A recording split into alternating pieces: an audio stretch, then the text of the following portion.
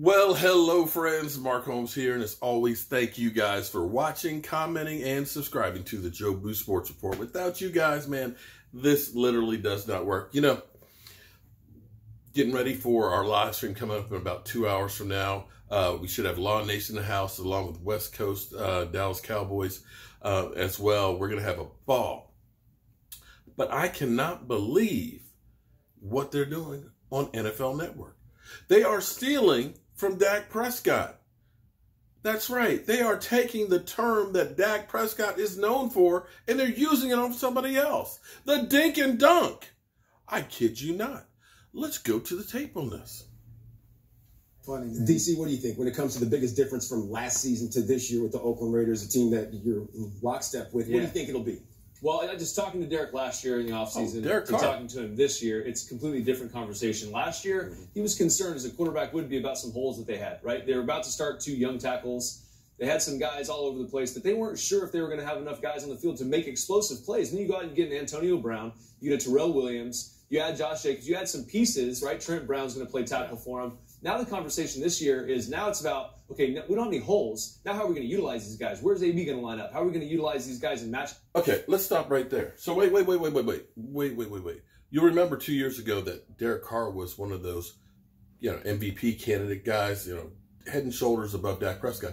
Now, it sounds like, let me understand this now. It sounds like David is saying they didn't have talent and that's why he didn't succeed. But I thought the way it works is you have a quarterback who will elevate the people around him regardless of what they have. I mean, because, everybody trashed Dak Prescott and they said, well, who cares if you got the 30th ranked offensive weapons in the NFL? It's okay because if you're really a good quarterback, you will elevate them, right? Isn't that what they said? Now he's saying they didn't have talent. Okay, let's go on some more. Oh, and by the way, this is David Carr, who's great at the carnival trick, being quarterback and stuff. So, a lot of people, have shared the video from the Super Bowl where David Carr, who, by the way, NFL Network was literally there every day, probably worked out at the whole range, especially since they had his picture up at the whole set, and Dak came in there cold. But anyway, be that as it may. Situations with Terrell with his size and his speed. So it's a lot different having conversations with him now than last year. So it's a good feeling. Yeah, it always helps to have a few winning pieces to that puzzle. And let's check out some stats powered by AWS, their next gen. And when it comes to that, well, you see, David, your brother Derek, averaging the fewest air yards per attempt of any quarterback in the league last season. Wait a minute. Derek Carr only averaged 6.7 yards in the air? Oh, my God. I thought for sure it was Dak Prescott, right? Nah, I'm not saying, but I'm just saying more times than not, it's not. Less than Blake Bortles?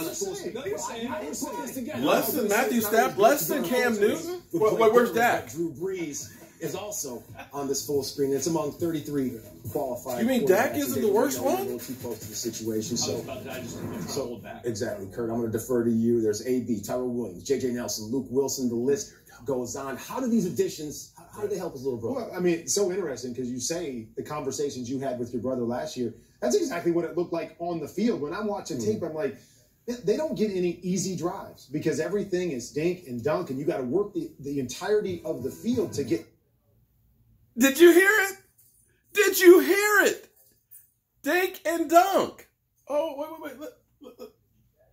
Dink and dunk. To get touchdowns. That's what let's back it up. Now they were on this full screen. It's among 33 qualified quarterbacks. Dink and dunk. And we're not Dak isn't up on that picture. Kurt, I'm going to defer to you. There's AB, Tyrell Williams, J.J. Nelson, Luke Wilson. The list goes on. How do these additions, how do they help us, little brother? Well, I mean, it's so interesting because you say the conversations you had with your brother last year. That's exactly what it looked like on the field. When I'm watching tape, I'm like, they don't get any easy drives because everything is dink and dunk, and you got to work the entirety of the field to get touchdowns. That's what it was last year. Now, there were some stats. His completion percentage was really good. Some things you look at and go, man, he didn't have a terrible season, but playing the position. It is hard to play offense in this league when you can't get chunk plays. Yeah. You can't get big plays. And even though the air yards, as we saw there, he was last in the National Football League, he was still pretty good when they took shots down the field. They didn't take a lot of them, but he's got the ability and that big arm to be able to stretch the field. And